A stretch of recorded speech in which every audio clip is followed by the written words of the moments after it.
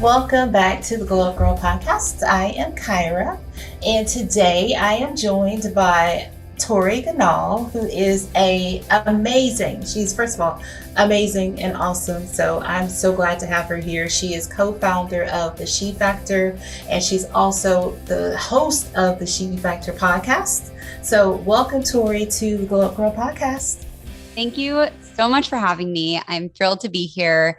And first of all, I just want to say thank you for creating the space and doing everything you're doing with Glow Up Girl. It's amazing what you're accomplishing. Thank you. Thank you. And you know, as we've discussed before, I mean, we couldn't be more like kindred, like souls and spirit. So everything you're doing is awesome and amazing. And I'm so glad to be able to put you in front of my audience to learn more about your background and journey, as well as all the great things you're doing with She Factor. Thank you. And I've got to say, I'm loving the purple lipstick. I know people can't see it, but our color at She Factor is purple. I'm wearing a purple sweater. My whole wardrobe is purple. So I'm loving your She Factor vibes today. Oh, yes. I love purple. It's definitely, it's like my thing. You can't see all of my dress, but it's got purple in here. So I was like, yep, it's going to bring it out today. Love it. Well, let's go ahead and dive in. So why don't you tell the audience about you and your journey? Oh gosh, it's been quite the journey. So first of all, just preface with, I'm 25 years old. I graduated college 4 years ago now. And in college, I was kind of like the go-to leadership junkie, personal growth person. So I was president of my sorority as a sophomore. I then went on to lead the whole FSL community as Panhellenic president. So then I was also a double major. And when it came time to graduate, everyone was kind of turning to me to have it figured out. Like, what's Tori going to do next? What's going to happen? And I was watching everyone around me have it all figured out, grad school and this job and that city. And I had absolutely no clue what I wanted to do. And spring break of my senior year, I did 45 informational interviews. It makes me cringe just even thinking about it. Wow. Yes. And besides all that, I ended up still taking a job that I wasn't passionate about. I started a job in corporate IT recruiting sales. And if anyone knows me, they could have told me that was the wrong job for me right off the bat. I mean, definitely not what I'm passionate about, but I was drawn to the community. I was drawn to the personal growth aspect, moving up and making money. And I think every 20 something is attracted to that right out of college, making money, making a living, being able to afford rent in a new city. Exactly. So fast forward a year and I found myself just completely miserable. I couldn't get myself out of bed in the morning, even though I had gotten promoted very quickly and moved my way up and had potential for leadership. I just wasn't happy, like something was missing. And even fast forward a little bit further than that, everything in my life started to fall apart because I was so miserable. My finances, my relationships, my body, my weight, my mental health, like everything was just deteriorating. And so I went to my amazing mom, who happens to be an entrepreneur as well. She started the country's largest pet care franchise, Camp Bow Wow. And she at the time was being approached to write a book. And the book was supposed to be about her entrepreneurship journey. And she's like, you know what? I'm sick and tired of writing that story, talking about it. I'm ready to move on. And she was watching me go through everything I was going through, as well as being a regent, which is like the board of directors at University of Colorado, watching all of her students go through the same thing. And we really came together and we're like, you know what? Like, not only had she gone through this in her 20s, but so many of the women that I was surrounded with were going through the same experience. And we were like, why is there not resources or communities or just a space for women to go in their 20s? Like, as a girl, you have Girl Scouts. As a college level person, you have sororities or clubs or whatever you're interested in. And then your 20s, you're like thrown out into the new chapter of your life, the new world, and have nothing to hold on to, no one to commiserate with. And it's just like you're flipped upside down. So She Factor was born, and it started as a means to connect women in person. And we were starting what we called squads, which are like chapters all across the country, which are like monthly happy hours where women would come together and like skip the BS and just go straight to talking about your goals and your aspirations and your what you wanted to do with your life, who you were. And we created this methodology, which helps you create a life you love. And a big part of that is not focusing just on your career, but focusing on what we call our 9 different spheres, which are all areas of your life. I mean, they all start with F. I can ramble them off if you want, but folk, flame, favor, faith, future, finance, fashion, you get the point. So we really want to help women create that holistic balance, because as you can see in my life, like I was all in on my career and everything crumbled and fell apart. So, after starting She Factor, living in my element, doing what I was passionate about, my whole life did a 180. I bought a house 6 months later. I was doing the best I had been in my relationships. I had lost 30 pounds. I was healthy. I was happy. And it just goes to show, when you're doing what you love, your whole life turns around. And I and my mom and everyone in our team, like, all we want is for women to just figure that out as soon as possible so that they can live their best life as long as possible. Yes. I actually really love that. I love what you just said, because I think a lot of people spend a lot of time trying to figure out or chasing that thing that they think they're supposed to chase. Just like you said, I mean, we're all taught to, as women, go to college, get an internship, get a job, and married, have kids, the whole shebang, Yeah, and excel in your career. Whereas, I think where we definitely really align in those avenues is because, obviously you're helping younger women to come out of college and to pursue that. Or hey, even if you figure college isn't the thing for you, you want to follow your passion. And for me, this started as, being, older and being, further in my, career, and realizing those things too, that, if you have a purpose and you have a passion for that purpose, that you have to find a way to follow it, and giving women that space in order to do that, to come together and talk about it. Because, you can't talk about that stuff right inside of the walls of corporate America, because you just look like, oh, well, she's not 100%, fully committed to this. So we don't create a lane for you because we think you're going to do something else. Whereas, progressive employment opportunities offer you that ability to just be authentically who you are. It's really disappointing because even at my old company, they had just started a women's initiative. They had this women's summit that they put on. They only invited a select few to go. You couldn't participate in it unless you were invited. And that felt really exclusive and icky to me. And on top of that, it wasn't about living in your purpose. It wasn't about productivity. It wasn't even about being a woman in a very male-dominated workspace of IT and sales and recruiting. It was about family benefits. It was about equal pay. It was about taking care of your family and starting a family, because most of people they hire in their young 20s, and then by the time they get into management, they're having families, which I get and I understand, but women aren't staying at jobs long enough to get to that point because they aren't feeling connected to the company, connected to the other women, and there's no mentorship, no help to realize their fullest potential. So that's kind of the other side of what we're trying to deal with, of like, the sooner you figure out who you are, what you're passionate about, the less you have to wait around for those opportunities to come. Exactly. Because those are, like you said, a lot of times those opportunities don't come.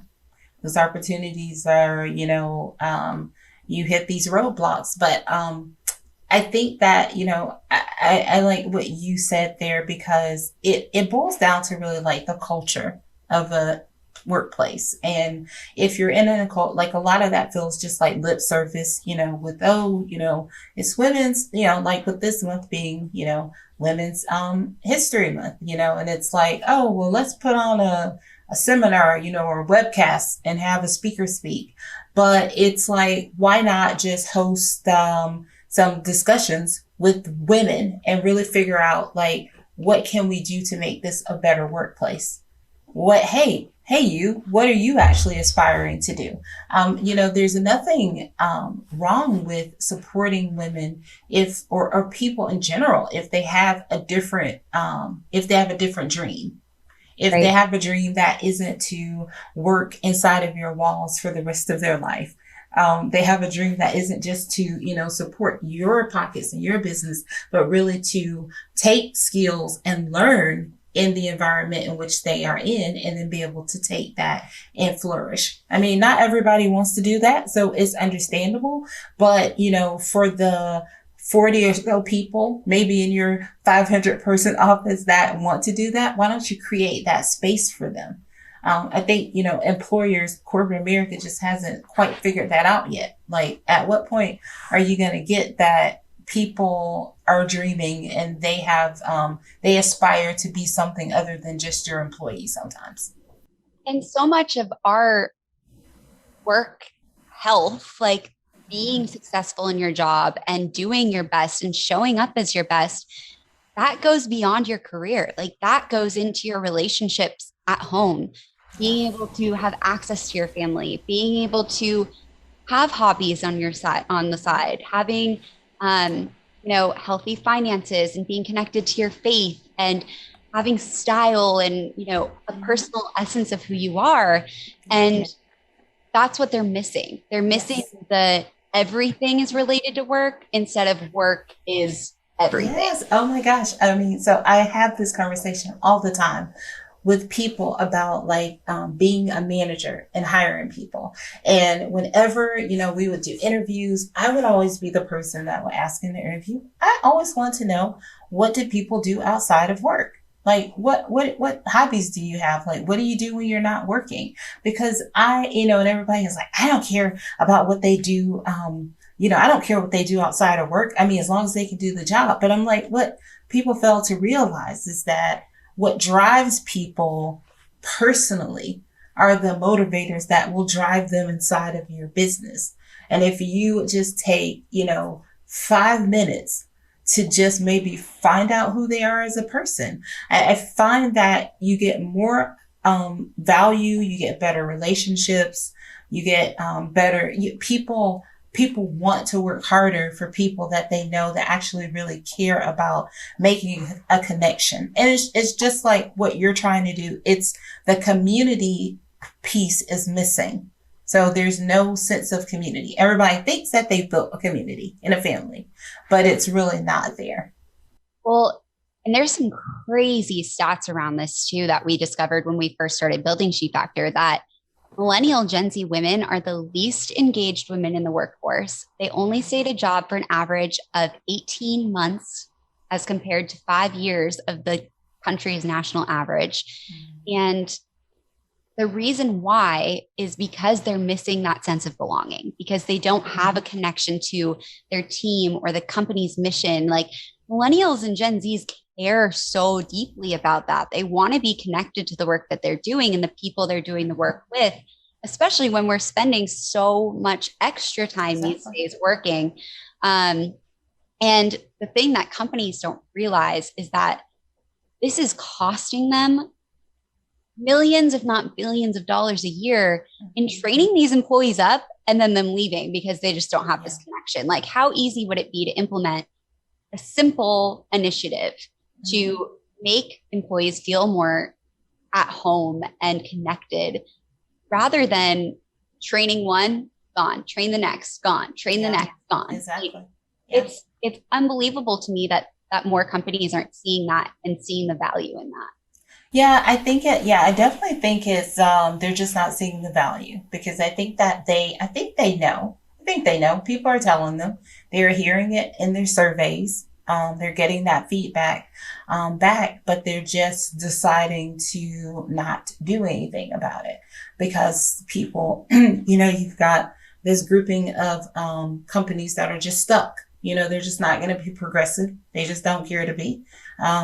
You go on, and instead of, because one of the things I would always say, I was like, well, instead of like just trying to put millennials down, like, why don't we embrace that? Why don't we embrace them? Why don't we help them to, get why don't we help them make the impact that they're looking to make?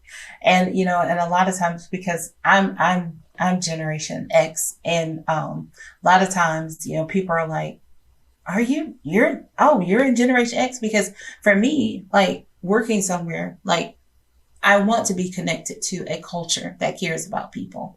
I want to do work that has purpose. I want to work somewhere where I know that we're going to be able to leave the world a better place, by what we're doing. So it is definitely a mindset, it's definitely a mindset thing. And if you are in a place that does not have those same values, then you're definitely going to be miserable.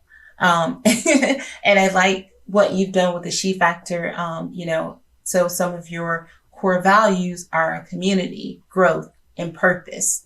And so, given everything that you've gone through in your life, your professional life, especially, why are those values so important to She Factor and what you do every day? Yeah, that's a great question. I think it boils down to really our methodology that we created. And that methodology is really about first discovering who you are, like really what motivates you. What are your strengths? How can you live in a space where you're focusing more on your strengths and what's empowering you rather than trying to do stuff that you don't love or that you're not good at? Yes. That's what we call your silhouette. That's an archetype test that we created. It's fun. There's 7 different kinds of silhouettes that you can be. There's guardian, dreamer, queen, director, storyteller, conqueror, explorer. So it's easy to step into and really own, like, I am a guardian or I am a queen. Like, how cool is that to say and feel and embody? So it starts with figuring out who you are. And then really it moves into what are your priorities? Where do you need to give love and attention to your life? Whether it be, focusing on 4 different spheres every month, setting goals on those spheres, and then holding yourself accountable, which is what we call your She Factor score, giving yourself a score, being that accountability partner to yourself. And then beyond that, finding a team, an accountability team to hold you accountable.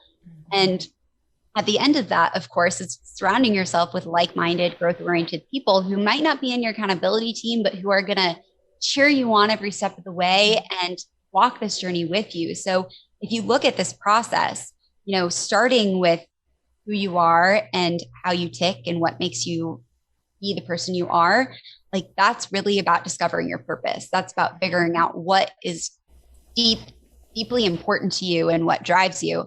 The next part of that, your priorities, is really about growth. Like, where in your life can you spend more time and energy towards your goals, towards your dreams? Like, how can you make that happen for you? And then the last part is community. I mean, She Factor would be nothing without community. It's so focused on how can we connect with each other, not on a topical level. Like, if you want to do that, go to a women in business or women in this or women in that.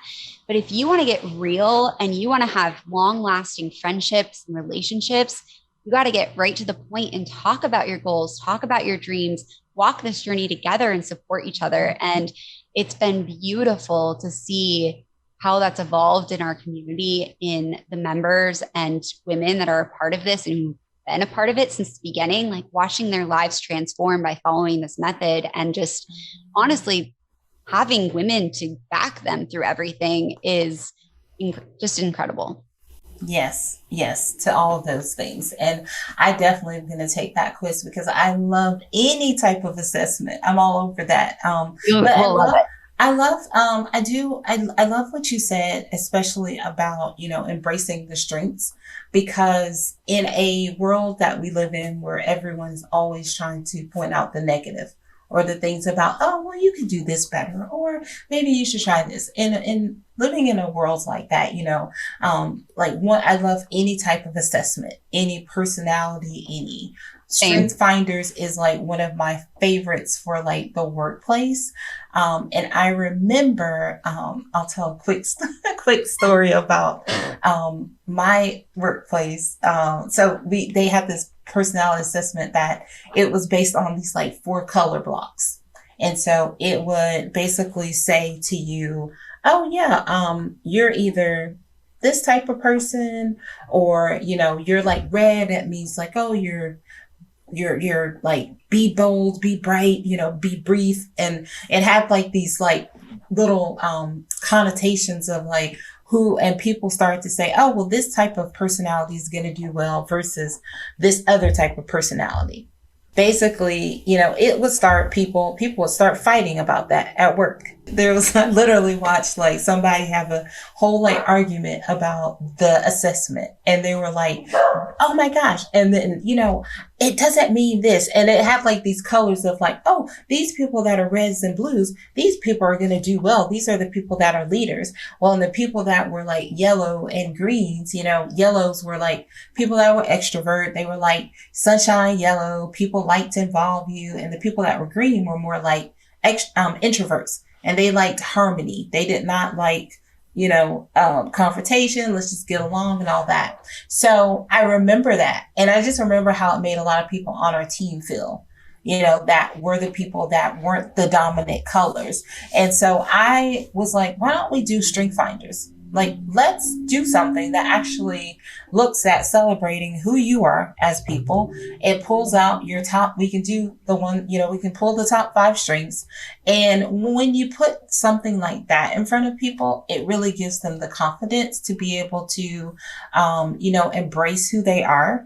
But I'll just never forget how it made other people feel. Like for me, I was like, oh, I am who I am. Like, I don't care. I'm different from you. And I know I'm different. Like I know my personality is different. And that's the thing that makes me special. So I don't want to be like the rest of y'all. Yeah, it's so important. And that's what irked me about a lot of the archetype tests was that they do make you feel weird sometimes. Like they make you feel like you're supposed to be a certain way, or that if you're not a certain way, you're not going to be successful. And that's what we are finding in, DISC and Enneagram. Strengths Finders is definitely my top favorite outside of course, the silhouette test. But the problem is that when you don't allow people the permission to be truly who they are, they're never going to be successful, because you're like fitting a square into a circle, or a square into a circle.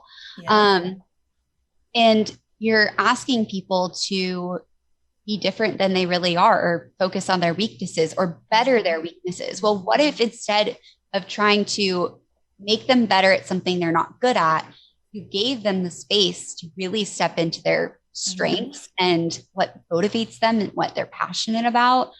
And the other reason why we did the silhouette quiz in the first place was this idea that a lot of the times you can't even remember what you get when you take these quizzes. I mean, it's like, I don't remember what my ENJ, whatever my letters are, or even a strength finder. Like I have such a hard time remembering all 5 of my strengths. And it's been a long time since I've done it. I used to know them like the back of my hand, but an Enneagram, like even there's like the 2 wing 3 or the different types. I know. I'm like, I don't know. I mean, it's so complicated. Like, why does it have to be so complicated? Let's simplify it. Let's make it fun.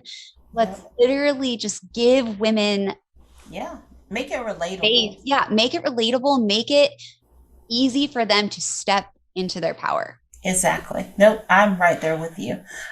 So what value do you think, would you say you are providing to women, especially women in their 20s? Going back to those years of not knowing what I wanted to do, there's literally nowhere to turn to. Now there's social media, but you have to find things on social media, and it's not as easy as it sounds. There's women's groups out there, but most of them are focused on entrepreneurship or women in tech or women in that, like I was saying. There wasn't anything that collectively talked about life and gave you the resources and the means and the connection to explore what these spheres mean to you. And She Factor is less about telling you how to live your life and more about discovering what life means to you. And so, sure, we'll talk about what finance means this month and how to balance your budget and how to pay off your debt. But at the end of the day, finance might be something completely different to you. It might be something completely off kilter from what we're talking about. So really, we're just providing resources and a space for them to explore what this life means, what's important to them, who they are. And that's going to change and evolve too. And that's what I love about She Factor, is seeing women change and evolve with us as we grow.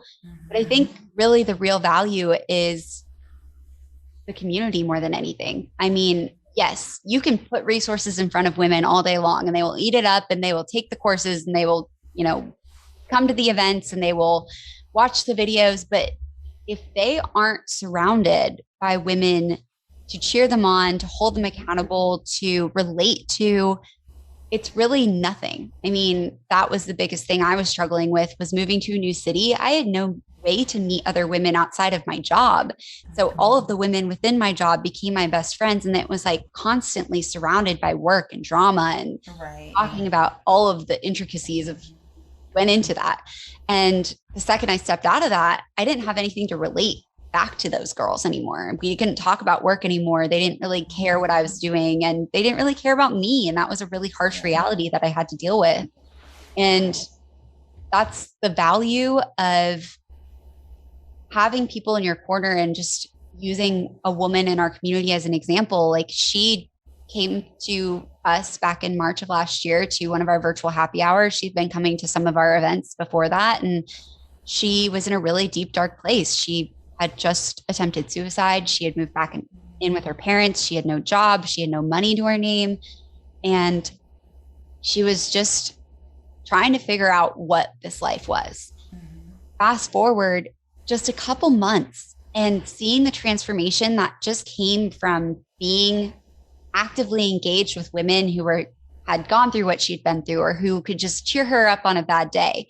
She is moving to a new state by herself. She's saved enough money to do that. She is competing in American Ninja Warrior. She just started a podcast, and she is just a completely different human from when I met her back in March. And all of that literally just came from having that community. Yeah, that's awesome. It's a great story. Thank you. Yeah, I mean, it's so beautiful watching these transformations happen right in front of your eyes. And that's my favorite part of my job. Awesome. Well, why don't you tell us about your events and anything that you have coming up, and just anything you want to tell the audience about She Factor, the offering. Yeah, of course. So actually right now is a really fun time for us. We're kind of recrafting our offer and what value that we can bring to women. So we're in this process of asking women, what do you really need right now? Because in this digital space that we're in, I don't think we're going anywhere anytime soon. I think we're probably going to be in this for a while. And even if we do go back, there's going to be a lot of people that don't go back to work or regular life. So what do you need to feel successful, to feel connected?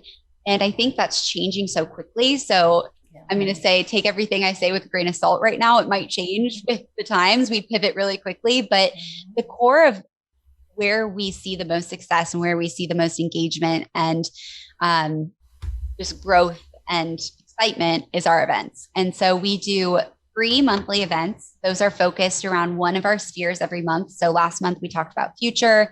This month we're talking about finance. The next one we do, which will be in 2 months because we have something exciting, which I'll get to in a second, will be folk, so friends, family, colleagues, etc. So every month we really dive into one of those spheres. We usually have 1 or 2 speakers speak at our events. They're super holistic. We have giveaways, just a fun happy hour night, very light feeling, lighthearted, holistic, and very engaging. Like, the chat box is always blowing up. It's amazing. So those are free. So I encourage anyone who's just interested in learning more about our community to check those out. Of course, you can check us out on Instagram, our website, whatever, theshefactor.com, at the She Factor, to find out about those events. And then also we're starting to do quarterly summits. We did our She Cares Wellness Summit last October. We had about 3,000 women join us for that. We did our virtual She Grad party back in May, which was incredible. We had 12,000 women at that. We had speakers like Bethany Hamilton and Caitlin Bristow and Ash the singer and Colby Calais. And that was a really just fun day to celebrate the grads that didn't get a graduation last year. And then coming up in April next month, we are doing our She Leads Success Summit. So that's all about leadership development, personal development, really moving your way up as an emerging leader in the workspace. And then in July, we'll do our She Explores Lifestyle Summit. And that will be hobbies, community activism and engagement, really exploring the fun of your life. So we try to touch on all the things, and the summits are a little bit more targeted towards professional women rather than our monthly events, which are more broad and really open to anyone. Mm-hmm. And then beyond that, we have the podcast, a blog, a daily newsletter called The Daily She. We really try to meet women where they're at, and whatever that means for them. The woman who listens to the podcast is not necessarily the same woman who reads our newsletter, and vice versa. So just trying to meet women where they're at. And like I said, it'll probably change. No, that's great. I love everything that you're doing. So what does the future look like for She Factor? Where do you see you guys heading from here? Like I said, we're kind of in this fun space where we're getting to play. We have a lot of really huge potential partnerships coming up where we get to play with those and create really amazing experiences for women. I think the future of She Factor is experience. It's experience and community, whether that be a conference or a luxury retreat or a coaching program.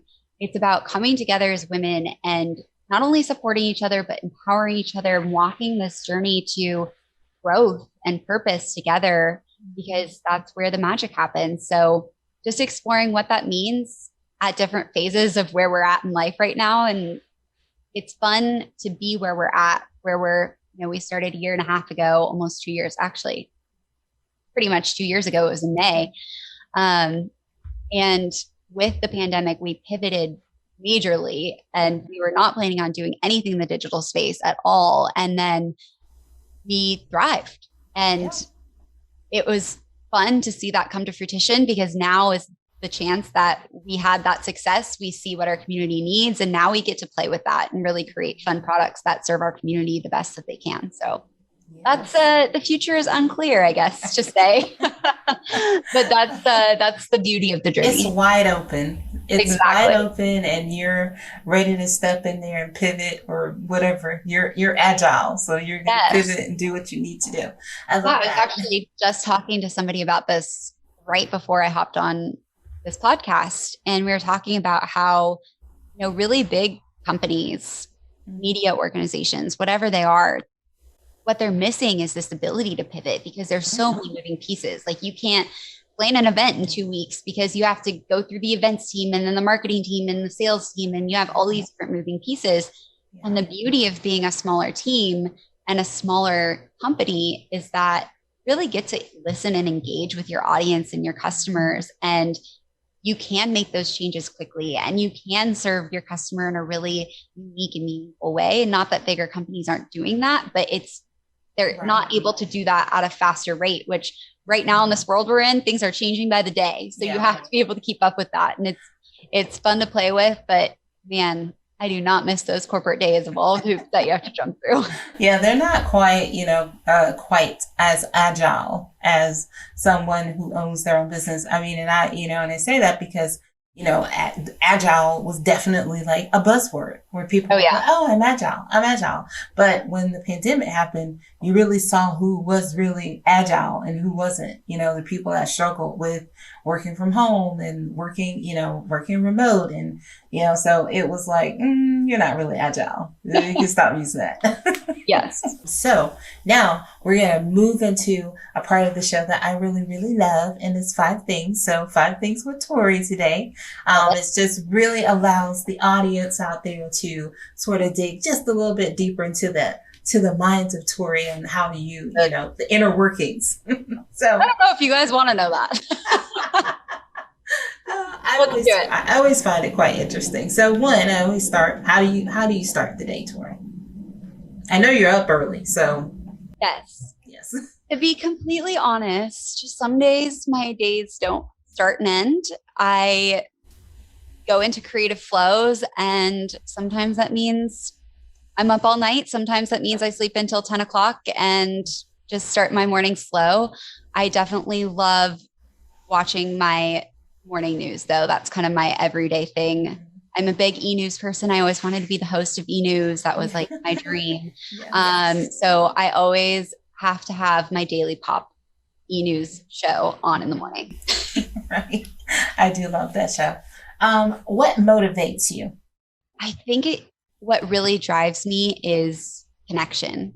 And even in recently learning about human design and my chart for astrology, like it's plastered all over that I am a very relationship oriented being. And what motivates me more than anything is being able to serve others. I'm a giver, I'm a guardian in She Factor silhouette terms. So I love giving back and serving people and helping people however I can. Love that. So let's see. What is your secret to creating a life that you love? I should have an easy answer to this because it's the basis of my whole company. But I think the secret is discovering who you are and really figuring out what your strengths are, what motivates you. And the more you can do that, the clearer you can get on your vision and what you want to accomplish and what your dream life looks like. If you can craft your day, like literally make a dream schedule for your day based off of your strengths, the things that give you energy, the things that bring you joy. And maybe there's some things that don't, but you can stack them and create your life and your schedule based off of those things and put the things you don't enjoy in between. So you have the energy to do them. So it's really about identifying who you really are and letting that lead you to create a life you love, however that means. In different phases of your life, it's going to mean different things, but that's the beauty of always coming back to the compass of who you are is the most important thing. What's one thing you do for self-care? I'm a very creative person. I love to create, and I'm kind of exploring what that means for me for self-care right now. I actually just had a session today with a self-care coach. Okay. So, but I would say any sort of creating. I love singing. I love dancing. I love writing and journaling. So I'm exploring what that means. But for now, it's hot bubble baths with Epsom salt and candles. And when I have the time and the space to create, that's definitely a deeper, more intentional version of my self-care. And lastly, when you do end the day, when you're not in a creative, creating, how do you end your days? How do I end my days? I, again, like I said, love taking baths. I've always hated showers more than anything. So I'm always been a bath person. So ending the perfect day would end with a bubble bath. And I love crawling into bed, and my mind is very active, especially at night. I'm a night owl for sure. So yes. Journaling, getting all of my to-do list items out on paper, but then brainstorming and strategy and like getting the creative thoughts out of my head is really important to me. And even if that means, creating in a different space, like coloring or finding that relaxation within the creativity is really important to me. So as of recently, it's definitely journaling and getting those thoughts down on paper. And on more fun occasions, I'd say coloring books and podcasts. And I really love listening to audiobooks. So listening to an audiobook is the perfect way for me to end the day. Nice. I like that. I like all of those things. Thank you. That was a lot. I feel like because I don't have like a very set every night thing, I've just got to list them all out, right? Yeah. And I love that, really and truly, it's like you shouldn't,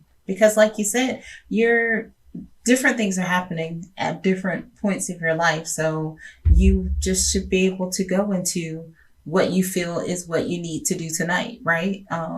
So I'm all about that flow, girl. Yeah. I just listen to whatever I need when I need it, and I just go with it. If that means that I am going on my Peloton at 9:30 p.m., that's what it is. If it means that I am staying up all night to, grind out my creative flow, that's what it means. And, you kind of just got to let it happen. Mm-hmm. Yeah, it's got to be just natural.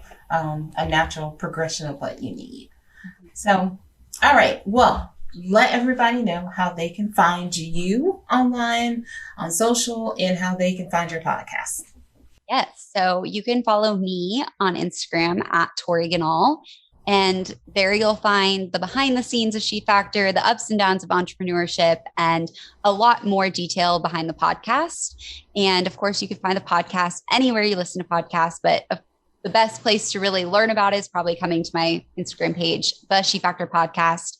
And then for She Factor at the She Factor on Instagram. It's everything purple all the time. And you can always just come here for inspiration, for tips, for tricks, all the things. And then, of course, our website, theshefactor.com. Awesome. Well, this has been great. I could talk to you forever. I know. Well, we're recording another podcast where you're going to be on mine very soon. So I can't wait. Yes. Super excited about that. But I do wish you all the success. I mean, you have accomplished so much and you're in such a short time. And I definitely will be rooting and supporting you in any way I can. And you can always come back here and chat and tell us what's going on in the future. I love it. Thank you so much for having me. And thank you for creating the space. And you're rocking it, girl. Congratulations on your launch and just doing all the things on top of doing so many other things. You're doing so great. So thank you. I admire you. I respect you. And I'm so happy that we crossed paths. Yes. Same to you, my friend. Well, stay tuned, guys. I'll be right back.